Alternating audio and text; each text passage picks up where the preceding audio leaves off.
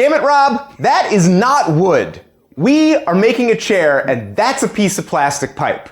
I demand you explain yourself. So, unfortunately, plastic is a necessity this time. We're trying to keep it simple for you guys, trying to allow you to make everything you need for this chair with materials from the big box store. So Rex and I traveled to Home Depot this morning and got this piece of 4-inch PVC, an end cap, a screw cap for the front, and then some dowels are going to go inside of it for the shelving that the piece sits on inside the pipe. Super simple design, don't need any fancy tools to make this. Can be done with all hand tools, so that's the idea. Wait, why do we need a steam box at all? Because we need to bend pieces of wood to, actually I'm going to show you right now. This part of the chair, these back supports right here are steam bent, all right? We put a straight piece, the piece that we actually worked on last installation of this, we're gonna stick in this steam box that we're gonna build today, and we have a bending form around here somewhere.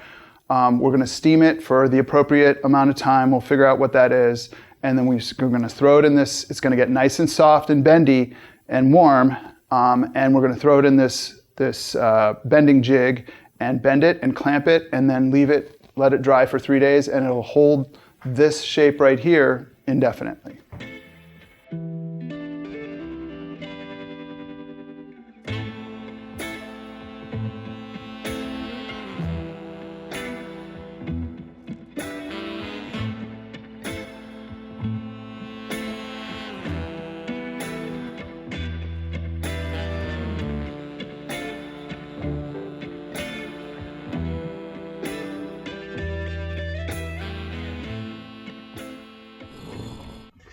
So Rob is back at Home Depot because we bought the wrong size caps. They don't fit. Let this be a lesson to you. No matter what it says on the bin, you actually have to test your accessories on your piece of pipe or you're guaranteed to buy the wrong thing.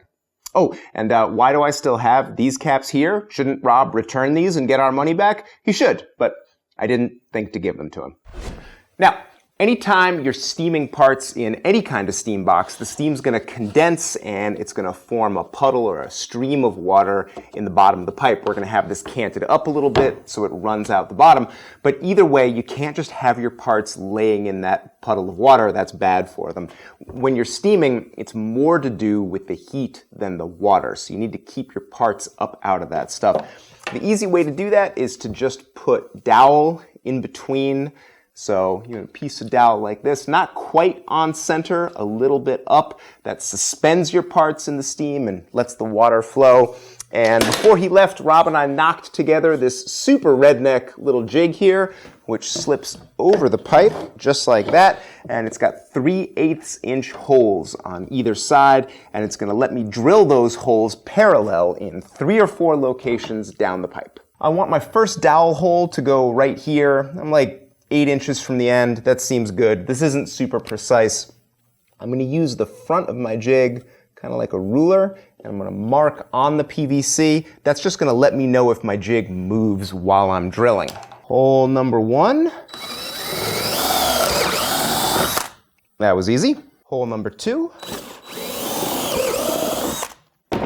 Now, it would be amazing if the dowel actually went in. Let's see. Okay, that's exactly what we're looking for. Awesome. Once you've got the first set of holes drilled, the problem is you want the other sets of holes to be parallel to the first set. It's really easy for the pipe to twist just a little bit, and then your holes are going to like spiral around the pipe. So the fact that I've already got one set of holes done is perfect, and what I just did was take a piece of 2x4 and make a couple of V-blocks, and they go right under the existing piece of dowel just like that, and now this pipe can't rotate as I go down and drill the rest of the holes. Rob, I can't help but notice you're yet again not working with wood. I feel like I'm not communicating the point to you that we're building furniture here. Well, it's a necessary evil, Rex. We're trying to do this simple and easy for your viewers. And so PVC is a simple and easy material to work with. So what are we doing now? Right now, we are going to drill the hole.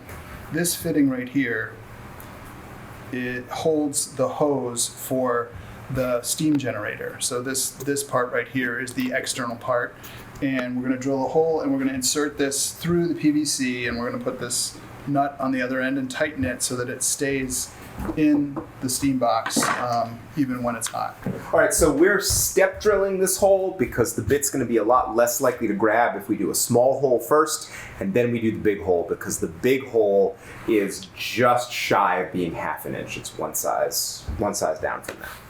We're also drilling this hole below the level of the shelf that our pieces are going to go on when they're in the steam box, and at the downhill end of the steam box, because steam rises and we want the steam to travel up to the upper end of the piece so that we get a nice fill of our steam box.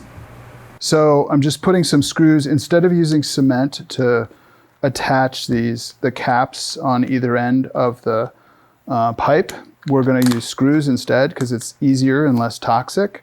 So we're just drilling holes for the screws. We're going to pop it on there and screw it in.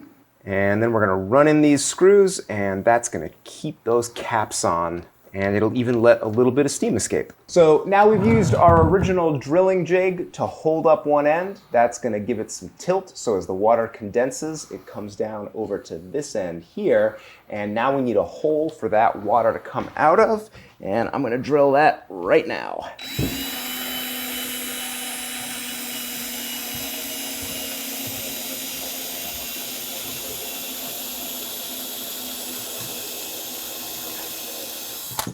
Okay, Rob, there is a contraption down here at your feet. What do you have down there? This is the Erlex steam generator. Can you just show it to us a little bit? Yep. And this is specifically actually made for green woodworking. Sold for that. I think you can also use it for steaming wallpaper, things like that. But yeah, basically it's made for woodworking. And it's just got an electrical element inside of it. It plugs in here to an outlet. The electrical, it heats up inside. You fill it up with water from this cap, and the steam comes out this tube, and you attach the tube to the steam box. Very simple. And so we had just a brass fitting there. And where'd you get that brass fitting from? Also from Erlex. Okay, so they sell the whole thing like as a kit. It comes with, the steam generator comes with one brass fitting, but they will sell you, if you want to make multiple steam boxes, they'll sell you more for $20 a pop. Okay, so our steam box is actually up and running. We've got the Erlex steamer full of water. It's been plugged in for a while. That's running steam up a tube to the fitting that we have plugged into the side of the PVC. The steam is flowing up to the top of the canister here. It condenses and it flows back down. Our stuff is sitting on dowels, so it's not getting wet. And as the water flows back down to the bottom, we've drilled a drain hole, and the spent water is just draining into a 5-gallon bucket. And about 20 minutes ago, we put a couple pieces of walnut in. We use walnut because it's a wood that does bend. It might not be the best, but it's bendable. I'm also wearing safety glasses, and Rob needs to put his glasses on because we are dealing with live steam, and there's a little bit of danger of that. Not too much. Rob's going to use gloves. And what we're going to do is we're going to pull these pieces of walnut out, and he's going to demonstrate how easy they are to bend in theory. Let's see what happens. Please do not forget the gloves, okay? Yeah, steam is what, 212 Fahrenheit? And I burned myself in my own shop when I was doing this, and it's not pleasant, and it lasts a while. Yeah, steam burns are real. Okay. And so we used this threaded plug fitting. So instead of having to tap something off with a hammer or something like that, we can just unscrew it. Actually, I can even just unscrew it. It's pretty warm, actually. There we go. Nope, I'm going to let Rob do that for all the reasons we just talked about. I can feel the steam on my wrist, actually, as I'm unscrewing this. So there's a little pressure. You want to leave that cap threaded on quite loosely so that you don't build up pressure. This thing could, in theory, explode, which would be bad. And you can hear the steam coming out of it right now. Yeah. So we're going to pull out these pieces of walnut, and I'm going to steam up my glasses in the process.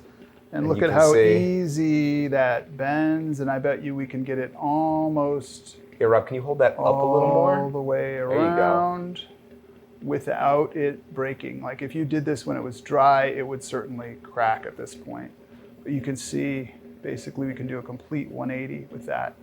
And that's 20 minutes of steam. And normally we would just clamp that to a form and it would dry for 3 days and it would retain this position indefinitely. It feels cool enough. Yeah, I can touch it now. Got it? Yep. Okay. So that's, you could never do that with a dry piece of wood. And we're gonna do another one, hold it up. There you go. This one's a little thicker, so it's a little harder to bend. And also we took the cap off the steam, so it's not gonna bend as easily. It is amazing how rapidly these things lose heat. So when you do pull a piece out, if you're bending it around a form, you need to be quick.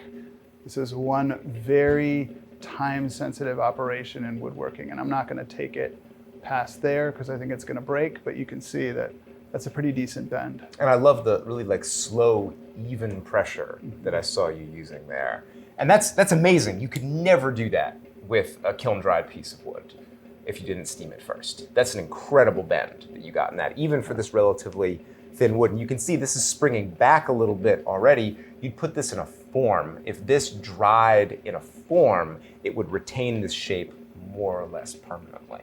Mm-hmm. So that's fantastic. This is like it's a great part of the chair making process because it doesn't take very long. We spent maybe 4 or 5 hours making this thing today. We made a bunch of mistakes, like a lot, and it's still 100% done and ready to go. It was kind of an easy win as far as the chair making process is concerned, and we're going to be ready to steam and bend those rear posts the next time we get together. So if you're trying to gear up for a project like this, a steam box is really great. We are going to have plans for this steam box. At the end of the whole build, we're going to have like a big bundle of all of our green woodworking plans, and we'll put that stuff all together, and we'll put this in that bundle. Big shout out to the creator Zyla Foxlin. She has a similar build. She used ABS pipe and different fittings and a different process, but we got a lot of inspiration from her, and she has a great channel. We'll link to her down in the description, and this is part like 7 or 8 of our chair building process. Something like that. So we'll link you to the playlist that we have for this. So the next time we see you, we're going to be ready to bend actual chair parts, and believe it or not, we're kind of in the home stretch, right? Yeah, and the other thing I'll say about this steam box is you will be surprised how many uses you find for something like this once you build it. I built a bed that has a wavy panel on the back of it just because I had the steam box and I was like, oh, okay, I could do this. And I had a bunch of thin pieces like this. It turned out super cool. And if I had had to build the steam box to do that, I probably never would have done it. Well, and it's just a piece of PVC. Oh, yeah. We used Schedule 40, which probably has a lot to do with why it's not getting flexible in the heat. So use a thick wall PVC for this. And we're going to see you next time. Thanks so much for following around. See ya. Take care.